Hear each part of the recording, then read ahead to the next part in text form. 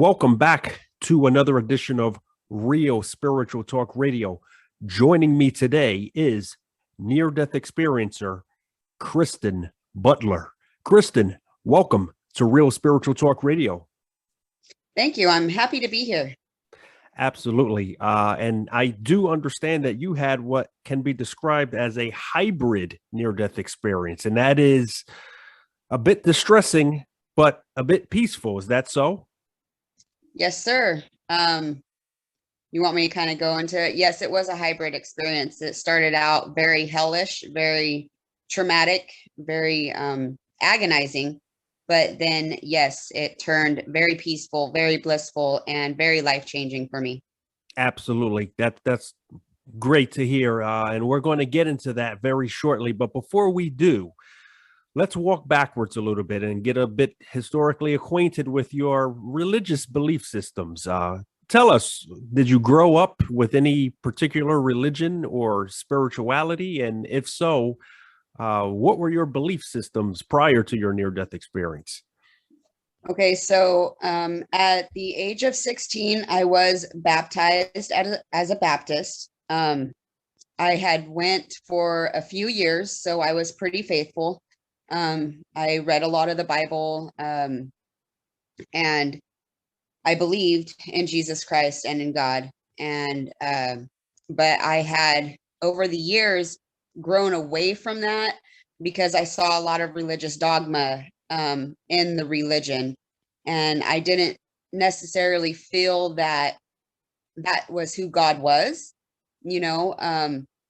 I was always taught, God is judging us and, looking down on us. And with my childhood and it being so traumatic and the issues that I was facing because of that trauma, I didn't feel like the things I was doing wrong was necessarily bad, that God wasn't going to judge me on that, because if everything in the Bible is said to be true, then they would understand, Jesus Christ and God would understand my pain and my hurt and everything I was going through and the reasons why I did what I did. As I got older and progressed in my life, I started reading up on religion. I started researching where it came from, all of the different things that led up to the Bible being published. I looked into the missing books of the Bible. I went as far as, reading about paganism and Wicca and just where everything kind of merged together in some instances. And even though I wasn't practicing really anything, I was just gaining a whole bunch of knowledge about different things like that and different spiritual beliefs. I started into energy work and different Eastern modalities of healing because I was very broken. I was diagnosed with CPTSD from all of my trauma. And I was trying to heal myself. I didn't want to be broken forever. And so I started going that avenue. And that was probably a few years before my NDE. So it sounds to me that religiously you were an extremely curious person.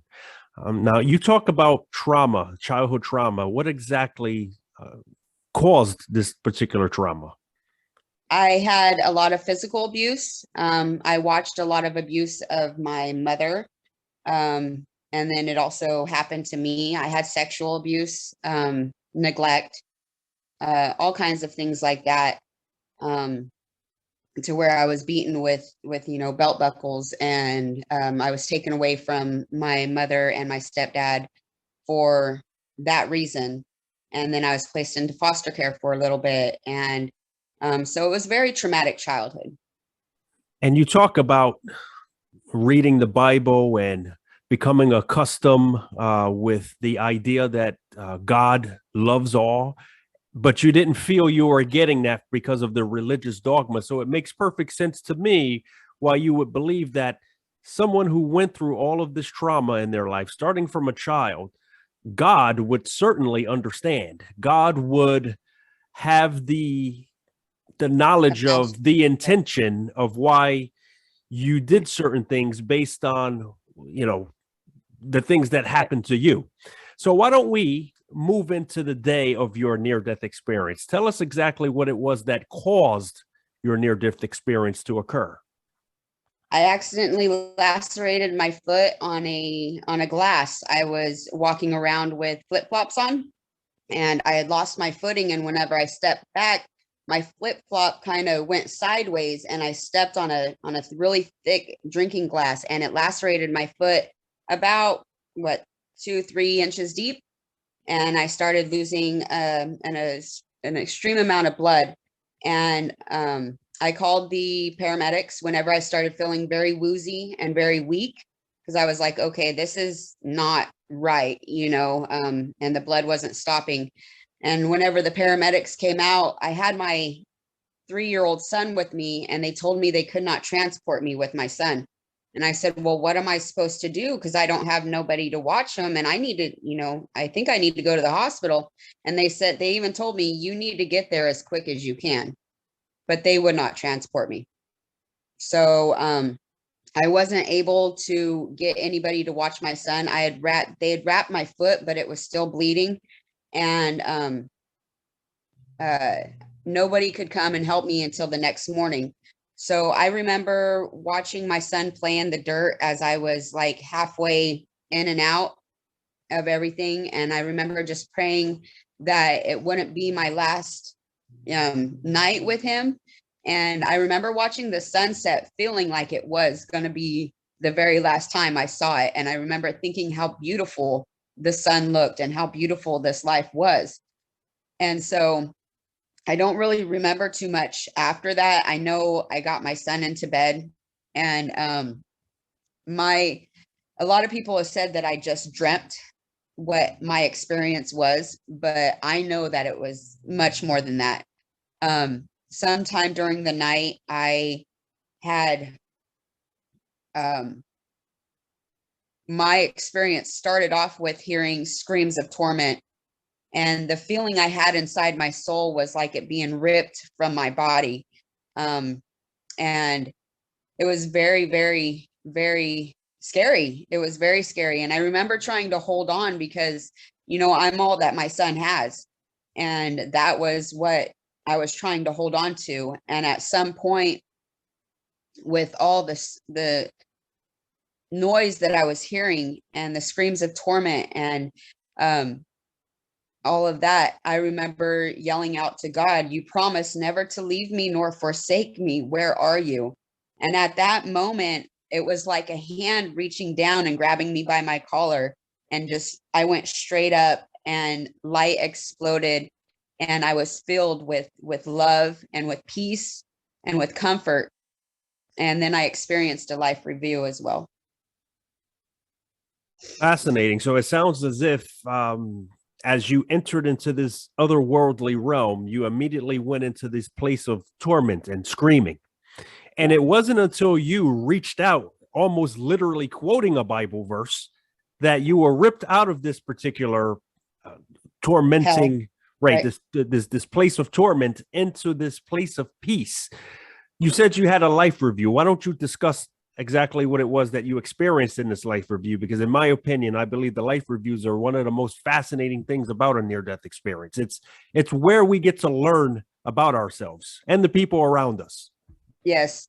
During my life review, it was pretty instantaneous, and it was kind of telepathically, I guess, shown or experienced. It's really hard to put into words exactly how it happens, but through all of my trauma and everything I'd been through in my life, I never became an evil person. I was never hateful towards other people.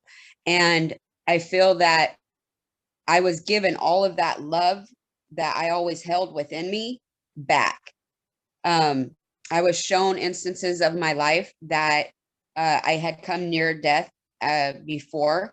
I was given a complete understanding of the instances and occurrences in my life and what had happened. And I felt that we have angels watching over us, that I was here for a reason. And during that life review, I would say I was kind of, I don't want to say like in a waiting room because it didn't say waiting room at the top, but I was kind of in this space of waiting, and there was conversation going on around me. I want to say it was the High Council because that's the message I received, that there was a High Council that I was being reviewed by, and they were reviewing my life as well. And at some point it was determined that I was going to be sent back. And whenever that was determined, I was slammed back into my body. Like, I don't even, it's so hard to explain into words, but I was slammed back into my physical body with such a force that it was, and I woke up and I felt renewed. I felt refreshed. I was still dealing with what I was dealing with. And I had to go to the hospital, and I did all that next morning, but I felt a renewed sense of purpose, and I felt connected to everything and everybody that I met, that I saw. There was no more disconnect like I had been dealing with before my experience, because I always felt like this life was kind of hell. I felt that we were living on hell because of all of the trauma that I had been through. And I came back with so much purpose and so much love that it just, I would say it radiated from me. I was overflowing with it. And that's why people started calling me crazy, because there was such a difference in my, I wouldn't say personality, but in my demeanor and how I felt about life and what I thought about life and what I felt about other people. Yeah. And I was given such a wide understanding about many, many things that I could understand people better, like within an instant. So you mentioned how you were shown in your life review why the things that happened to you, traumatically speaking, occurred. Were you given an answer, particularly about why these things happened to you? I know a lot of times people even say that they come to the understanding that they even pre-chose I was some just of the about to say points. that. I was waiting for you to finish. Yes, because I planned it that way. I was shown in my life review a pre-birth memory as well of sitting with the council and planning my life, and that I knew who I was before I came here, is the answer that I could give. That it was chosen. It was planned out that way to, I would want to say, to give glory, to make me, I wouldn't say make me stronger, but because I was already strong, that I came to experience those things so that I could help others.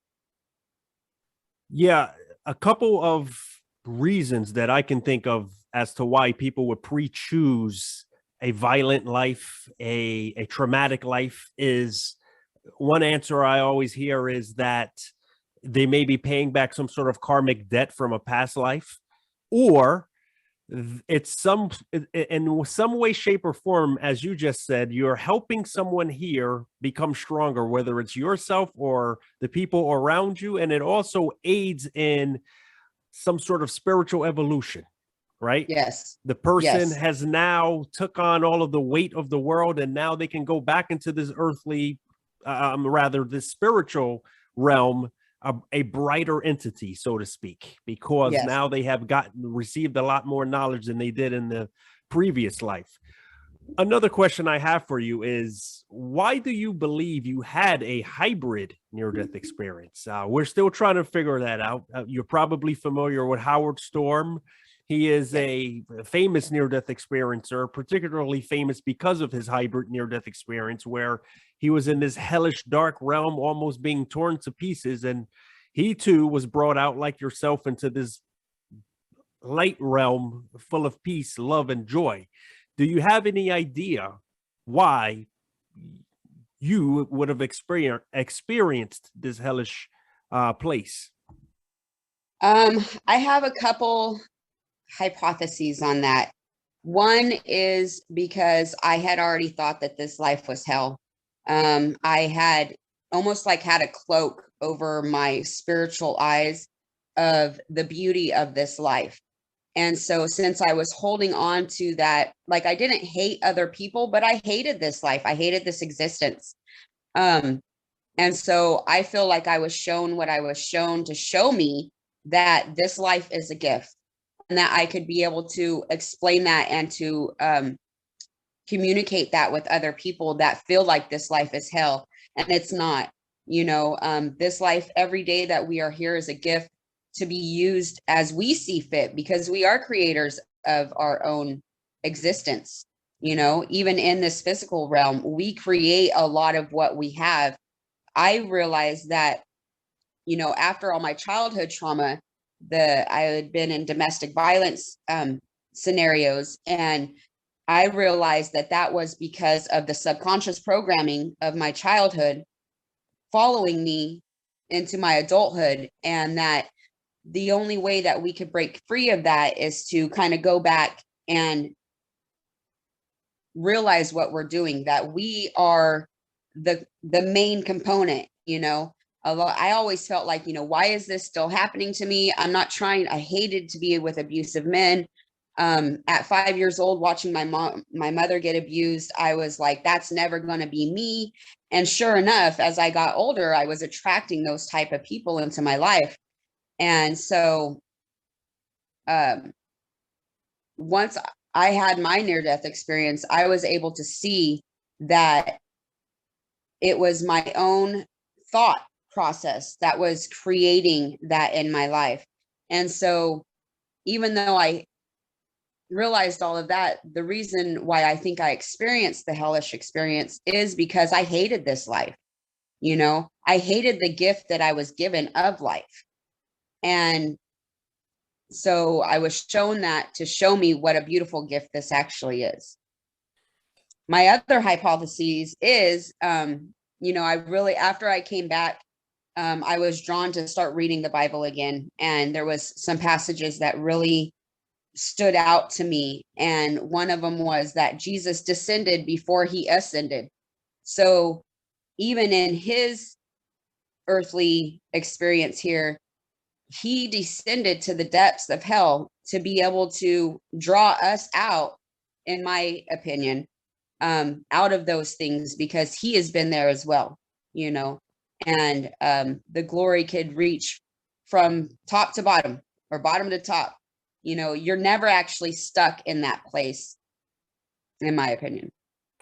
So in other words, you believe it was your negative mindset that brought you into this hellish realm. And what's interesting is that a lot of people on the near-death experience Facebook group chats and posts say things like, well, earth is hell. There is no hell. Earth is hell. But I guess you would say to them, you haven't experienced hell until you're actually in hell.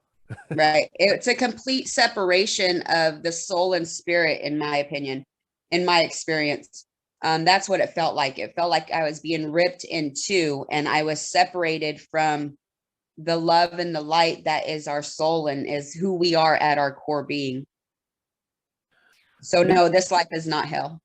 Okay, I'm glad you clarified that. Many near-death experiencers also speak about coming back with after effects, if you would, gifts, perhaps precognition, higher empathy, materialistic value really has no more value. Did you return with any of these things? Yes, I've always been a very intuitive person. I never trusted my intuition, though. I always wanted to fight against it. I always wanted to argue against myself. Like things that I knew or felt, I would always tell myself, oh, no, that's not true. Oh, no, that's just my mind playing tricks or something. After my experience and being so connected with myself and with the light, I no longer do that. I know that what I feel and my intuition is spot on. And that has made my life so much brighter. Another thing that I have experienced is it's almost like I could see other people's souls or what they're suffering through, or if they're light, or if they're trying to cover up pain. I could see through all of the facade of people. People put on this happy face or put on this, facade for the world. And I could see right through it. My intuition has been heightened, Uh, I know when people's intentions are bad. I could tell, I wouldn't say what they're thinking because it's not like I hear their thoughts, but I can tell through their body language and through what, I guess, energy they're giving off, what is true and what is not. Before I was very confused about those signals that were coming in. Now I have no confusion. I know that we are energetic beings. I know that those energies that I feel while around other people are true, and I know that it's not myself. Before my experience, I had severe social anxiety.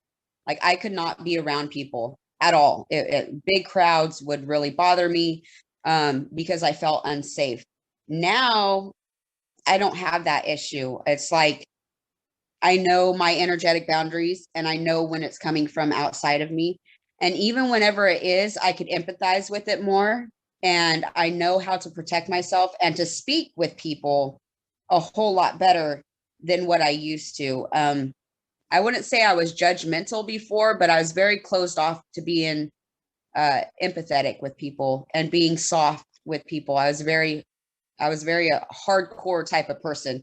I was very tough, very strong. And even though I still have that strength within me, I'm a whole lot more softer and caring towards other people than I was before. You mentioned in the past that people then began to think that you were crazy. What was it like communicating to people about your near-death experience? That was very difficult, especially right at first, because it was very, very hard to put into words. Because an experience like that is, you can't find the right words to fit the meaning of what you experience. And so at first it was very hard, and I would kind of jump all over the place. And yeah, people would just kind of look at me like, okay, and just kind of walk away. So what I started doing was I started journaling. Um, and at first I was having a lot of, I don't want to say I was hearing voices because it wasn't voices, but I was hearing spiritual talk, whether it be from the spiritual realm or from within this physical realm of spirits here. I felt like I was halfway here and halfway still in the spiritual realm. And so that was very, very difficult for me because you can't explain that to just anybody. Most people, anybody would say, you're crazy. If you're hearing things, you're crazy, point blank. But people that have experienced this type of thing, they know it's not a craziness or a mental problem. It's a spiritual issue. And I was actually spiritually guided at that time because I was asking God, what am I supposed to do with this? I didn't understand what was going on. And I was spiritually guided and informed to get a blessing from my church, which I wasn't a member of then, but I am now, because after my blessing, it like closed off some of that spiritual talk and spiritual noise. And I was able to focus on the here and now and the physical realm better than I was, because I still felt like I was still halfway here, halfway there. And that blessing put me back on my spiritual feet in the here and now and this physical realm. And that's going to pivot into my next question. So, religiously speaking, would you say that you are still a Christian? Yes, I'm actually a Church of the Member of Jesus Christ of Latter-day Saints. And so a Mormon. Formerly known as Mormons. We are the Church of Jesus Christ of Latter-day Saints because it is the Church of Jesus Christ. And we don't want to be called Mormons because we don't worship Mormon. We don't worship anybody but Jesus Christ and Heavenly Father, and we believe in the Holy Ghost. So we don't worship anybody but that. And our church is based and focused on Jesus Christ and his teachings. What would you say to those out there who may be struggling with some of the same issues you had, thinking that earth is hell, there is no purpose in life, all I see is negativity around me? What would you say to someone who may think that that's all that exists in this material realm, knowing what you know now? A lot of people might not want to hear this, but it starts within you. It starts within each of us individually. If that's what you see and that's what you believe, then that's what you're going to attract in this life. The best thing to do is find things that bring you joy and do more of those, and then you will find your purpose.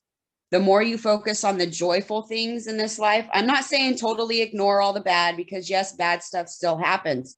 However, if we get ingrained in that negative mindset and just focus on all the bad, that's all we're ever going to see. And we won't see the opportunities that are in front of us. Before my experience, I felt like I was having roadblocks and I was just locked into this negativity. And afterwards, I see avenues of opportunity everywhere, and it really is a mindset thing. So for people that think that this life is hell, start finding your joy.